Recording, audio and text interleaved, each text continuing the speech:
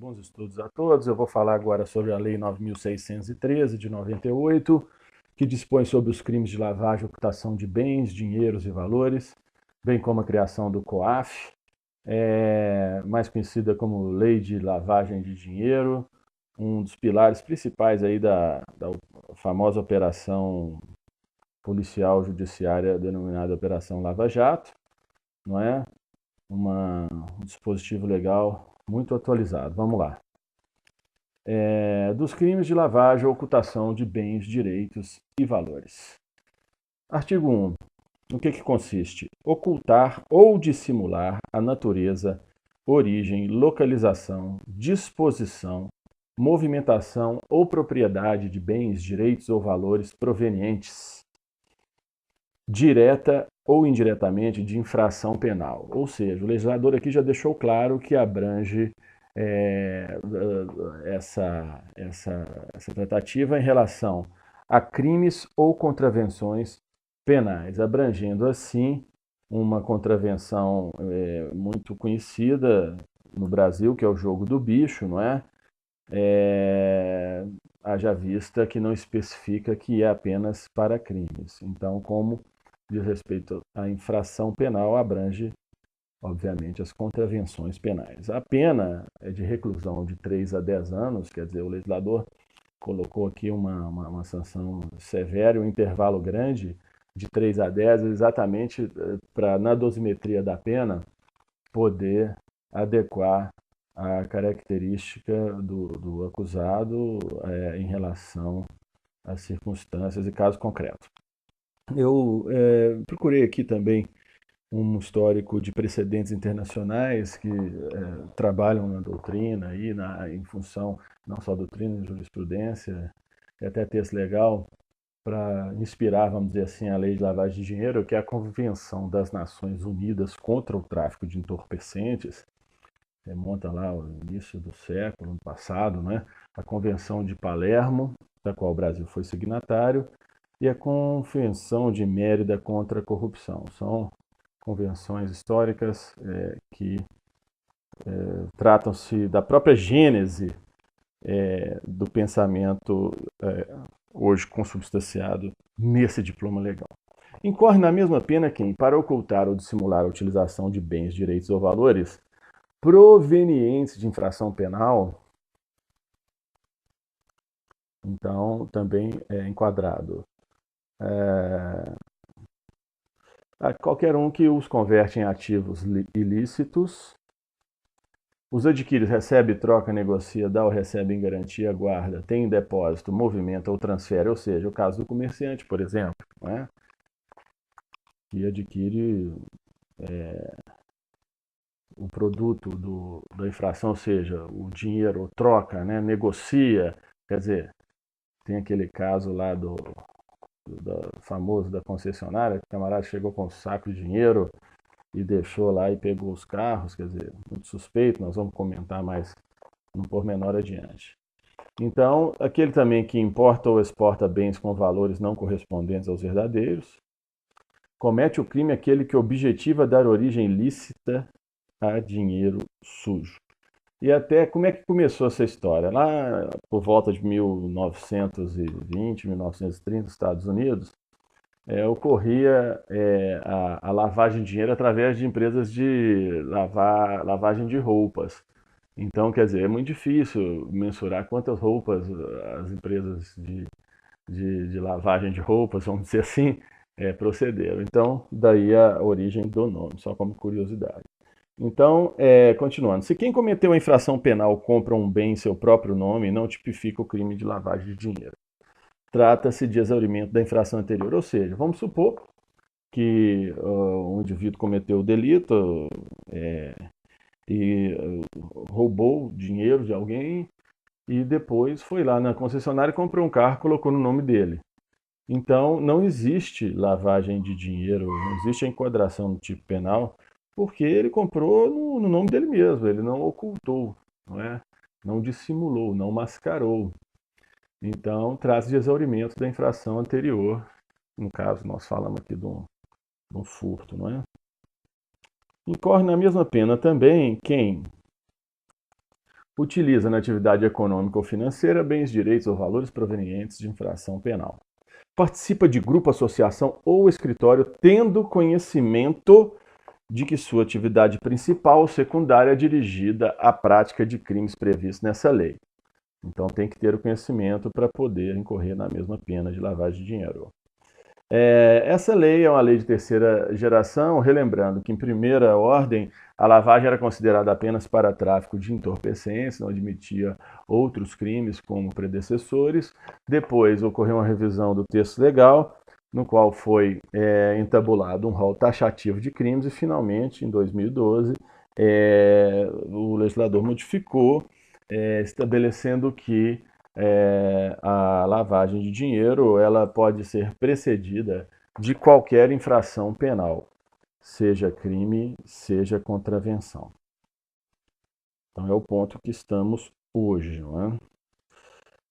A tentativa nos crimes de lavagem de dinheiro e ocultação de bens é punida conforme o artigo 14 do Código Penal, ou seja, a tentativa é punida com a pena correspondente ao crime consumado, diminuída de 1 a 2 terços. Então eu coloquei uns terços pequenininhos aqui, que do lado vai ser aumentado, para a gente poder contextualizar. Então diminui de 1 a 2 terços. Tentativa, aplica-se a disposição geral do Código Penal subsidiariamente.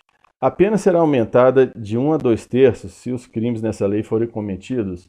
Então, quem acompanha o canal sabe que esse símbolo eu utilizo para associação criminosa, que se caracteriza num conjunto de 4 ou mais pessoas que se agrupa com o intuito de cometer práticas reiteradas, né, ao longo do tempo, criminosas. Então, estão as 4 bolinhas aí. Então, trata-se, inclusive, só pincelando, de um crime formal, não depende do resultado, vamos dizer, materialístico, apenas da intenção. Né?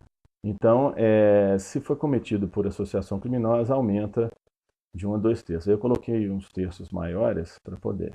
E de forma reiterada, não é? De forma reiterada já é também, inclusive, associado a esse próprio propósito, essa própria natureza, quando pessoas, 4 ou mais pessoas, indivíduos, se associam, não é, para, de forma reiterada, cometer ilícitos. Então, eu até repeti várias caixinhas de forma reiterada para não esquecer.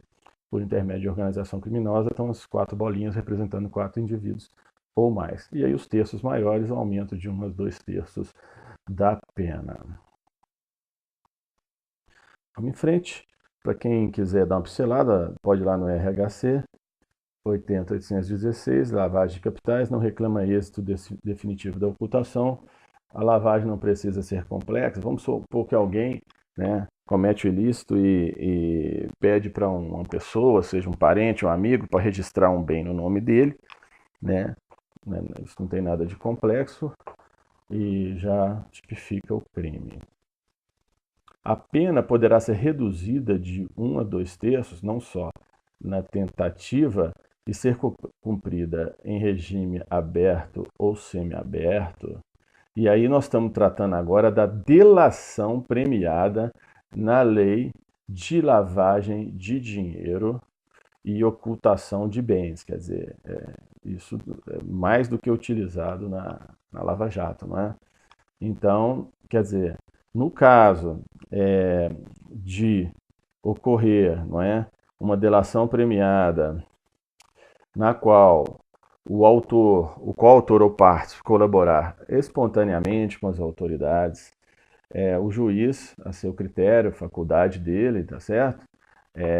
Pode deixar de aplicar a pena. Então aqui é a primeira hipótese de perdão judicial, quer dizer, pode ocorrer o perdão judicial, né? Deixar de aplicar a pena significa perdoar. E também, ou substituir a pena privativa de liberdade a qualquer tempo por pena restritivas de direitos, que é melhor, lógico, para o acusado. Então, fica aí, o legislador ele proporcionou essa, vamos dizer assim, essa transação, entre aspas, de que o autor, o coautor ou parte colabore com a justiça de forma voluntária, espontânea, e a partir daí, claro, tem informações que possam ser provadas, que tenham veracidade, e com isso o juiz pode conceder o perdão judicial, substituir a pena por penas restritivas de direitos e até reduzi-la de 1 a 2/3. Prestando esclarecimentos, esse colaborador, né, que conduz a apuração das infrações, identificando os atores, coatores, localização dos bens, direitos ou valores objeto do crime. Na jurisprudência mais recente, é muito considerado a recuperação dos ativos, né, do bem público, o ressarcimento do dano, não é? Tudo isso é muito considerado no atual momento, vamos dizer, da nossa operação da justiça pátria. Disposições processuais especiais da lei de ocultação de bens e lavagem de dinheiro. Obedece às disposições relativas ao procedimento comum dos crimes punidos com reclusão da competência do juiz singular. Então, é um procedimento comum, não é penal. Incompetência, a regra da justiça estadual, isso é um tema que tem bastante controvérsia, que eu até pus aqui uma ameba mais retorcida para destacar esse aspecto, tá certo? Vou pôr aqui até um destaque aqui na cor dessa ameba, porque isso aqui realmente tem que ter um destaque. Então, pronto. Então, compete, em regra, a Justiça Estadual para poder apreciar as causas referentes a lavagem de dinheiro e ocultação de bens. Porém, se praticado contra o sistema financeiro como um todo, vou salientar esse aspecto, então aí a competência passa a ser da Justiça Federal, atingindo, nesse caso, a ordem econômico-financeira num aspecto maior, vários estados ou todo o país, não é?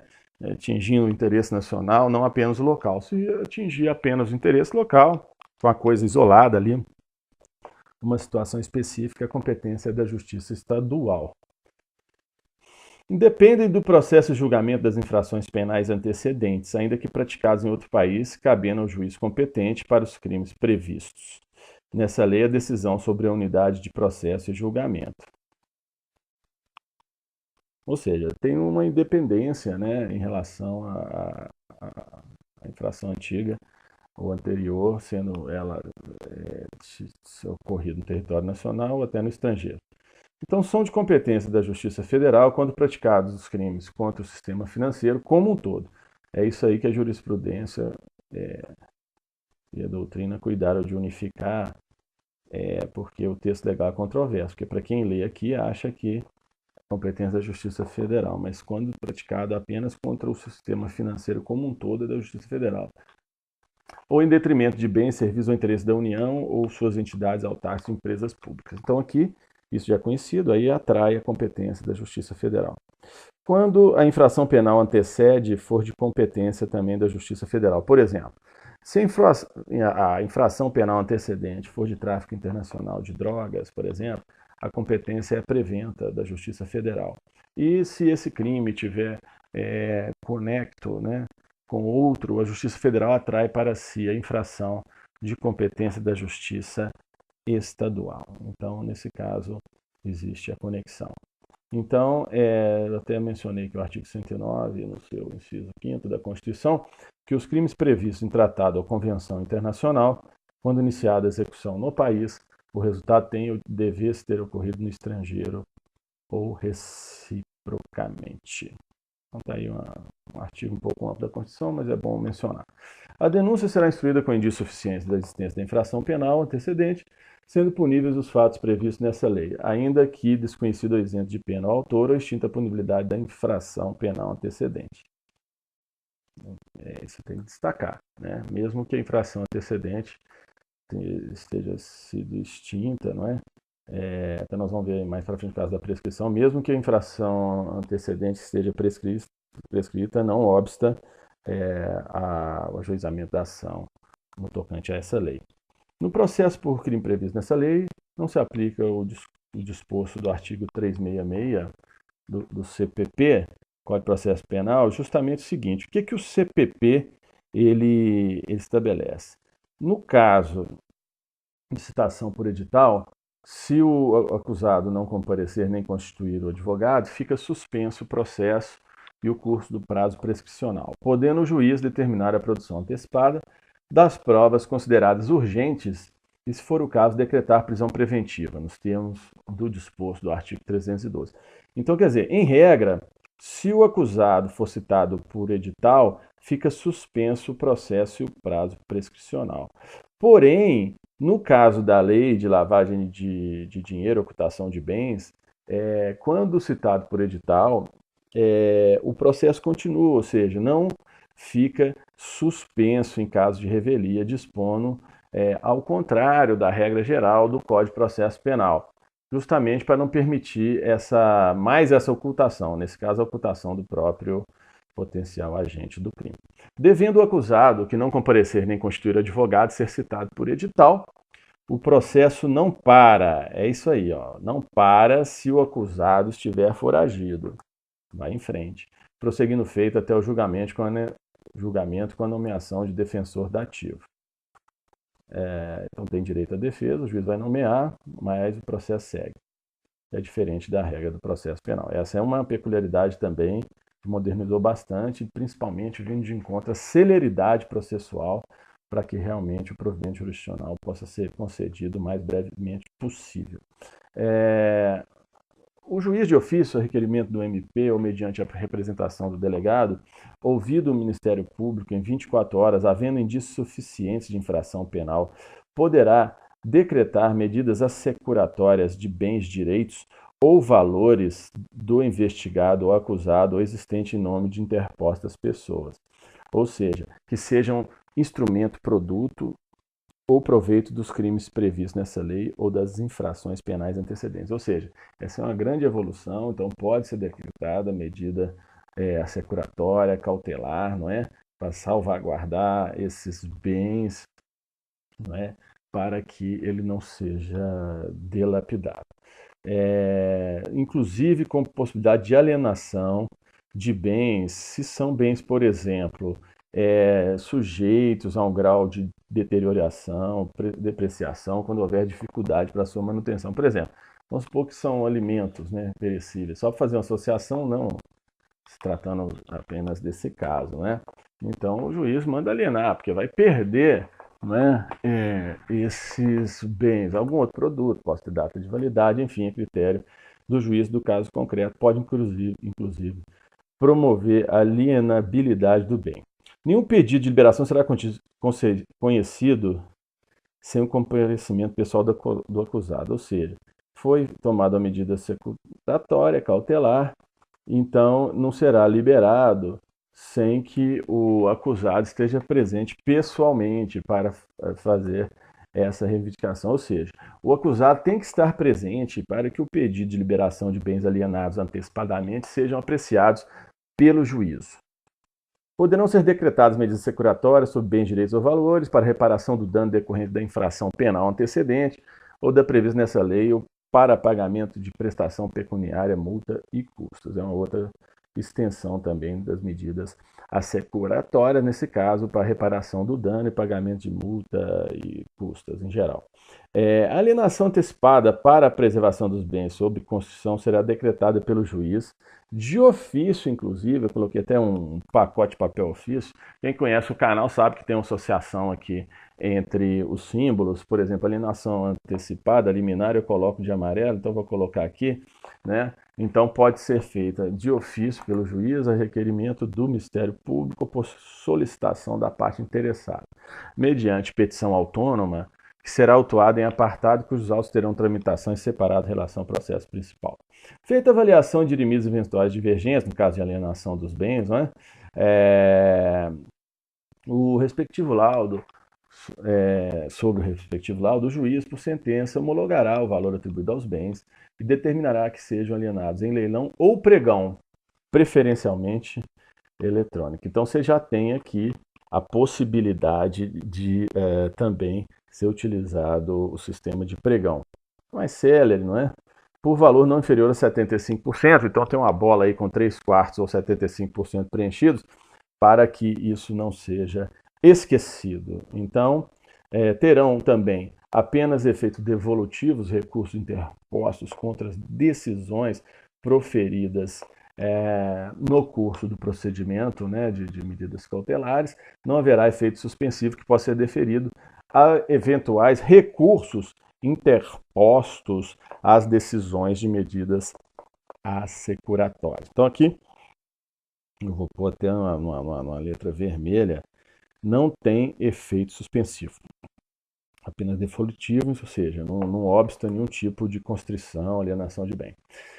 Sobrevindo o trânsito em julgado de sentença penal condenatória, o juiz decretará em favor, conforme o caso, da União ou do Estado, a perda dos valores depositados na conta remunerada, inclusive da fiança, a perda dos bens não reclamados no prazo de 90 dias após o trânsito julgado da sentença condenatória, está aí 3 calendários de um mês, não é? Perda da fiança e valores depositados, né, calcionados em juízo, ressalvado o direito do lesado ao terceiro de boa-fé. Os bens a que se refere os incisos acima serão adjudicados ou levados a leilão, depositando-se o saldo na conta única do respectivo ente federativo. Os recursos decorrentes da alienação antecipada de bens, direitos e valores oriundos do crime de tráfico de drogas e que tenham sido objeto de dissimulação e ocultação nos termos dessa lei, permanecem submetidos à disciplina referida em lei específica. Isso aí já é uma máxima do direito, né? Não só do penal, como regra geral. Então, a lei específica prepondera sobre a menos específica ou mais geral. A ordem de prisão de pessoas ou as medidas assecuratórias de bens, direitos ou valores poderão ser suspensas pelo juiz, ouvido o Ministério Público, quando a sua execução imediata puder comprometer as investigações. Então, quer dizer, se ainda está em fase de investigação, se fizer uma varredura na residência de alguém, tudo vai, de certa forma, inibir essas pessoas, entre aspas, né, de continuar com o ilícito. Então, pode aguardar um pouco a critério do juiz para que essas medidas sejam tomadas. Quando as circunstâncias o aconselharem, o juiz, ouvido o Ministério Público, nomeará pessoa física ou jurídica qualificada para a administração dos bens, direitos ou valores sujeitos a medidas assecuratórias, mediante termo de compromisso. A pessoa responsável pela administração dos bens fará jus a uma remuneração, quer dizer, o fiel depositário, fixada pelo juiz, que será satisfeita com o produto dos bens objeto da administração. Então, caso a caso, isso pode ser deliberado sempre com a chancela do magistrado. Continuando, eu vou falar um pouquinho da doutrina, que a lei de ocultação de bens e lavagem de dinheiro, ela tem muito a ver com a teoria da cegueira deliberada, a teoria da evitação da consciência, principalmente no tocante, vamos supor que um comerciante ignore que chega lá uma pessoa com sacos de dinheiro, não é, para comprar 10 automóveis, deixando lá um crédito para compras futuras, quer dizer, uma situação totalmente irrazoada, não é? Então, também chamada teoria da cegueira deliberada, teoria da evitação da consciência, teoria das instruções de avestruz. Ou seja, é só lembrar do avestruz, não é? O avestruz coloca lá sua cabeça dentro do buraco na terra e não quer olhar nada. Quer dizer, pode acontecer o que for, ele não quer olhar. E evita saber daquela origem. Quem vende, por exemplo, um bem e naquela hora suspeita ou deveria saber, esse é o verbo, daquela origem ilícita dos recursos, ignora, por exemplo, uma agência de automóveis vende 10 carros importados pagos com sacos de dinheiro, deixando ainda um crédito a esses compradores, entre aspas, para aquisição futura de automóveis. Existiu uma condenação no primeiro grau nesse sentido, que foi no caso do furto do Banco Central de Fortaleza, o famoso furto de milhões, mais de 100 milhões, salvo engano. Então, esse pessoal da agência de automóveis escolheram permanecerem ignorantes, apesar da ação ser revestida no Tribunal de Justiça, porque na época a lavagem de dinheiro só era punida na modalidade de dolo direto, não é? E então tinha as especificidades, os crimes que poderiam ter por conseguinte a lavagem. Então, hoje isso não aconteceria mais, porque a legislação mudou. Hoje é possível a condenação por qualquer crime ou contravenção, ou seja, qualquer infração penal, né, desde que ocorra a consubstanciação da lavagem do dinheiro ou ocultação de bens. bem como hoje as empresas são obrigadas a comunicar o COAF, qualquer transação acima de R$ 50 mil. Eu tenho as empresas que são obrigadas, nós vamos falar adiante. Então, atualmente é possível a condenação por dolo eventual. Ou seja, a teoria da cegueira deliberada, da evitação da consciência ou das instruções de avestruz, elas hoje estão mais do que nunca atuais no nosso ordenamento jurídico. Então, nesse rumo, não procurou saber da origem. A pessoa caracteriza o dolo eventual e agiu de modo indiferente a esse conhecimento. Uma coisa que numa loja de joias, nós vamos ver aí, todos os estabelecimentos estão sujeitos a essa normativa. Dos efeitos da condenação. São efeitos da condenação, além dos previstos no Código Penal, a perda em favor da União do ente federado, nos estados, no caso de competência da Justiça Estadual, de todos os bens, direitos e valores relacionados, direto ou indiretamente, à prática dos crimes, inclusive os bens prestados em fiança. Ressalvado o direito do lesado de boa-fé e a interdição do exercício de cargo ou função pública. Isso aqui é um aspecto já que interfere com a vida do funcionário público, não é? Que trata justamente da interdição do exercício de cargo ou função pública de qualquer natureza de diretor ou membro de conselho de administração ou gerência das pessoas jurídicas referidas no artigo 9º. Nós vamos ver à frente. Pelo dobro do tempo da pena privativa de liberdade aplicada. Então, se condenado a 5 anos, vai ficar interditado por 10. Então, está aqui 2 vezes o dobro. Os instrumentos do crime sem valor econômico, cuja perda em favor da União e Estado for decretada, serão inutilizados ou doados a museu criminal ou entidade pública, se houver interesse na sua conservação. Os instrumentos do crime, né? Caso tudo que foi utilizado, pode ser uma arma ou qualquer outro instrumento. Vamos lá, capítulo 4 dos bens, direitos ou valores oriundos de crimes praticados no estrangeiro. O juiz determinará, na hipótese de existência de tratado ou convenção internacional e por solicitação de autoridade estrangeira competente, medidas assecuratórias sobre bens, direitos ou valores oriundos de crimes descritos no artigo 1º praticados no estrangeiro. Aplique-se o disposto nesse artigo independentemente de tratado ou convenção internacional, quando o governo do país da autoridade solicitante prometer reciprocidade ao Brasil. Então, quer dizer, independe de qualquer normativa, basta uma promessa de reciprocidade do país que esteja envolvido junto com o Brasil. Na falta de tratado ou convenção, os bens, direitos ou valores privados sujeitos a medidas securatórias por solicitação de autoridade estrangeira competente ou os recursos provenientes da sua alienação serão repartidos entre o Estado requerente e o Brasil, na proporção de metade, ressalvado o direito do lesado ou de terceiro de boa-fé. Então, reparte-se, vamos dizer assim, a recuperação do produto do crime. Então, está aí um esqueminha, quer dizer, divisão dos proveitos, né, dos proventos da recuperação entre 2 países. Então, coloquei Brasil e Estados Unidos, então, numa hipótese dos Estados Unidos, o crime está nos Estados Unidos e está vinculado a uma pessoa brasileira, seja física ou jurídica, então é dividido o ressarcimento, salvo disposição já contratada em contrário. Voltando aqui, vamos em frente, capítulo 5. Das pessoas sujeitas ao mecanismo de controle. São chamados os gatekeepers, guardião do portão, ou guardiões do portão, gatekeeper. Ou seja, sujeitos às obrigações, não é? As pessoas físicas ou jurídicas que tenham em caráter permanente ou eventual como atividade principal acessória, cumulativamente ou não. Com a ressalva que o advogado não é obrigado a informar, mas pode responder pelo crime de lavagem de dinheiro e capitais. Essas empresas abaixo estão sujeitas a obrigações, pessoas físicas ou jurídicas. Quais são elas? Empresas que atuam no segmento de captação, intermediação, aplicação de recursos financeiros, compra e venda de moeda estrangeira, negociação de títulos ou valores mobiliários, caso de bolsa, né? Sujeitos às mesmas obrigações, as bolsas de valores, as companhias de seguros e de previdência privada, administradoras de cartões de crédito, empresas de arrendamento mercantil e leasing, as sociedades que efetuam distribuição de dinheiro a qualquer bens móveis, imóveis, mercadoria, serviço ou ainda, concedam descontos na sua aquisição mediante sorteio ou método assemelhado.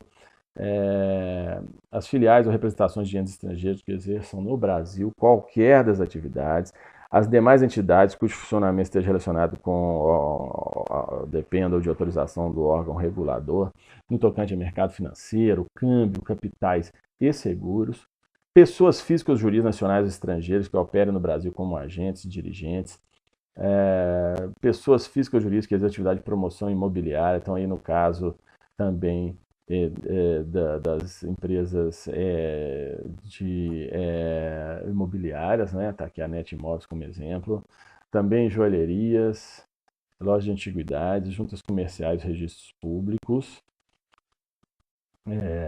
aconselhamento, de consultoria de uma forma geral, atividades de alienação ou aquisição de direitos sobre contratos relacionados às atividades desportivas ou artísticas profissionais, porque tem realmente muito dinheiro, né, que rola aí com shows de artistas, venda de jogadores de futebol, por exemplo, então isso é fiscalizado. Pessoas físicas ou jurídicas que atuam na promoção, intermediação de feiras, artistas, atletas, como dito, empresas de transporte e guarda de valores, pessoas físicas que também comercializam bens de alto valor. Em regra, é sempre ficar atento a bens de alto valor, como, por exemplo, animais campeões, tá? Um cavalo campeão, realmente um cavalo muito bonito, que beleza, hein? As dependências no exterior das entidades mencionadas nesse artigo por meio de sua matriz no Brasil, relativamente a residentes no país. Então, vincula da mesma forma nessa conexão do Brasil e estrangeiro. Da identificação dos clientes e manutenção de registros.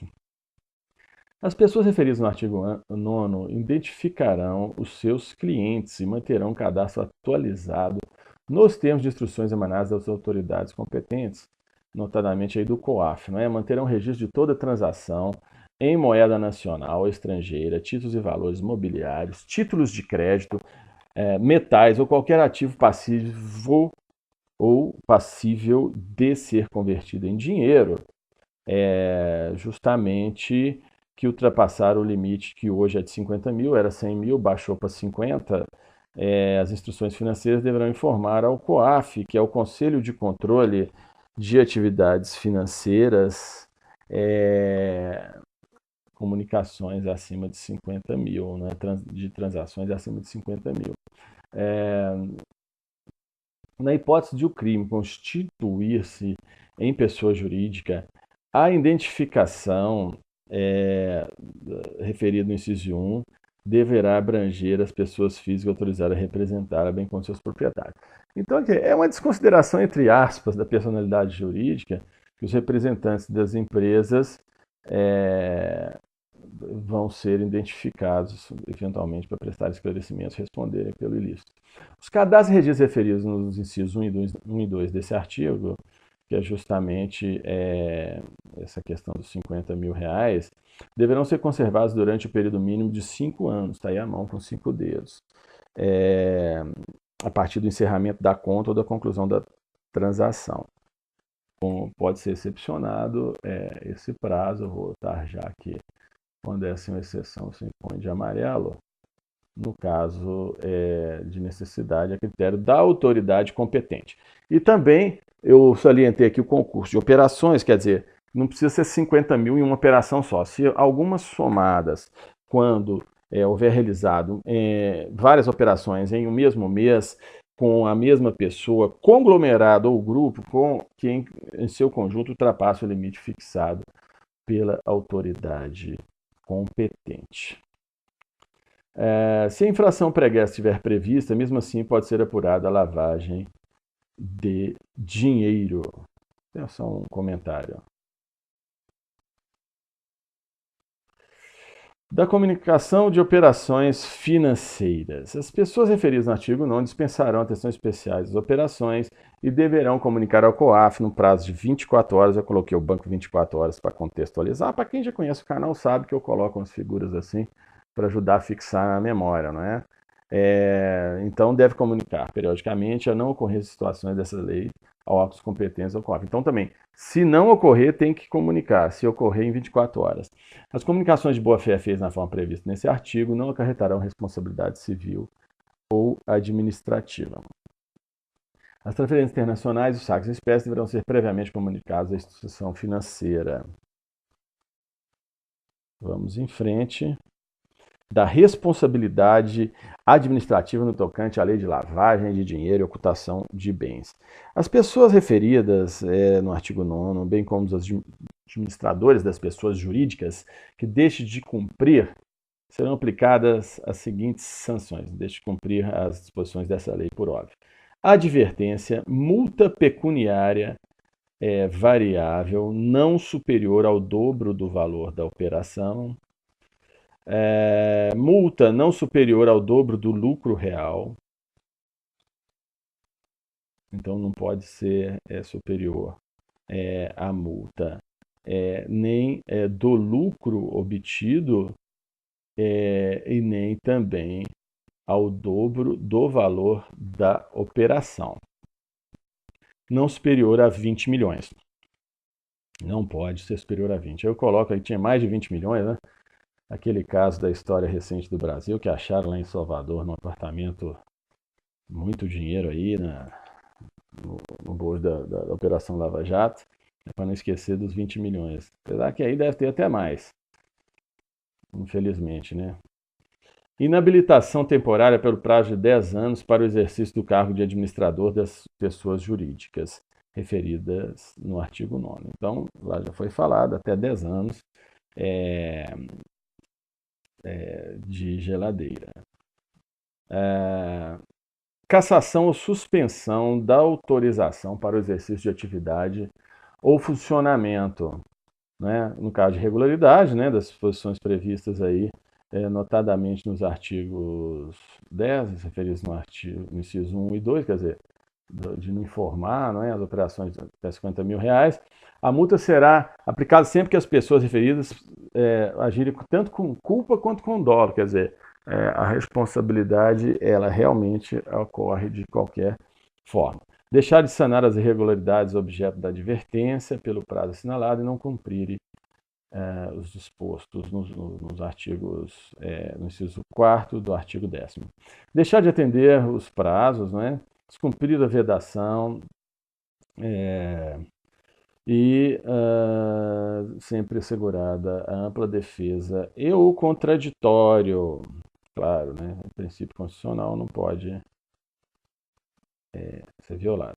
Do COAF. O COAF foi criado até nessa lei, que ele está no âmbito do Ministério da Justiça e Segurança Pública, o Conselho de Controle de Atividades Financeiras. COAF, é só lembrar, CO, Conselho de Atividades Financeiras, só que teria que ter um outro C, deveria ser COCAF, não é? Com a finalidade de disciplinar essas tratativas, sem prejuízo da competência de outros órgãos. O COAF será composto por servidores públicos de reputação, liberdade e reconhecida competência, designados em ato do Ministro de Estado da Justiça e Segurança Pública. Você vê, hoje, atualmente, o doutor Sérgio Moro é o Ministro da Justiça, então o COAF, por conseguinte, está sobre sua autoridade, não é? Então, ele está com essa prerrogativa. O presidente do COAF será indicado pelo ministro da Justiça e nomeado pelo presidente da República.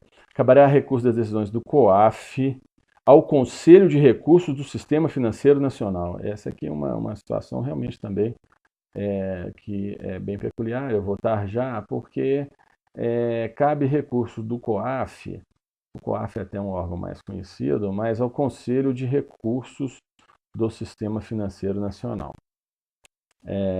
O COAF terá organização e funcionamento definidos em estatuto aprovado por decreto pelo presidente da República. Então, existe também, no caso da processualidade, aplicação subsidiária da lei de lavagem de dinheiro e ocultação de bens do Código de Processo Penal. A autoridade policial e o Ministério Público terão acesso exclusivamente aos dados cadastrais do investigado que informam qualificação pessoal, filiação, endereço, independente de autorização judicial, mantidos pela Justiça Eleitoral, pelas empresas telefônicas, pelas instituições financeiras, pelos provedores de internet e pelas administradoras de cartão de crédito. Então, quer dizer, são dados, isso não é uma violação de sigilo, não é? São dados cadastrais somente, não é? Então, o delegado ou o Ministério Público terão acesso sem provimento do magistrado. No caso, obviamente, de quebra de sigilo bancário, interceptação telefônica, deve ser autorizado pelo juiz dentro aí do aspecto de sua inafastabilidade de jurisdição. Os encaminhamentos das instituições financeiras e tributárias em resposta às ordens judiciais de quebra ou transferência de sigilo deverão ser sempre determinados em meio informático. No caso de indiciamento de servidor público, ele será afastado preventivamente, sem prejuízo da sua remuneração. Então, eu quero colocar tudo isso aqui de amarelo, porque é o seguinte, o mero indiciamento de servidor público já será afastado, não é faculdade, ele será afastado preventivamente, será suspenso de suas funções automaticamente, até que eventualmente o juiz decida fundamentalmente seu retorno. A Secretaria da Receita Federal conservará os dados fiscais dos contribuintes pelo menos por 5 anos, contados a partir do início do exercício seguinte ou da declaração de renda respectiva ou do pagamento do tributo. Então está aí o leão e 5 anos do pagamento do tributo ou do início do ano seguinte, né, do próximo exercício anual. Bom, com isso nós finalizamos aqui a apresentação, esquematizando por completo a lei de ocultação de bens e lavagem de dinheiro, também acrescendo, agregando aspectos inerentes à doutrina e jurisprudência. Desejo aí que tenham aproveitado a contento e bons estudos a todos.